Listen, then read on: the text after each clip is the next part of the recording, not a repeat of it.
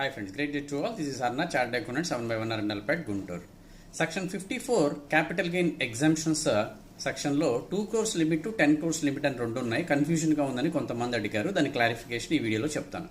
2 crores limit ఏంటంటే section 54 exemption కింద ఒక రెసిడెన్షియల్ హౌస్కి మాత్రమే వస్తుంది. కానీ ఎప్పుడైతే క్యాపిటల్ గెయిన్స్ 2 crores కంటే తక్కువ గనక ఉంటుందో ఇన్ దట్ కేస్ 2 హౌసెస్ కొనుక్కొని ఎగ్జామ్షన్ క్లెయిమ్ చేసుకోవచ్చు. కానీ ఈ ఆప్షన్ లైఫ్లో ఒక్కసారి మాత్రమే వస్తుందని చెప్పని పెట్టారు. బడ్జెట్ 2023లో 10 crores లిమిట్ తీసుకొచ్చారు. ఏమిటంటే అది సెక్షన్ 54 కింద in a year exemption maximum 10 crores వరకు మాత్రమే వస్తుంది. అంటే capital gains more than 10 crores ఉన్నప్పటికీ house purchase value or construction value more than 10 crores ఉన్నప్పటికీ ఎగ్జామ్షన్ మాత్రం 10 crores వరకే ఉంటుంది.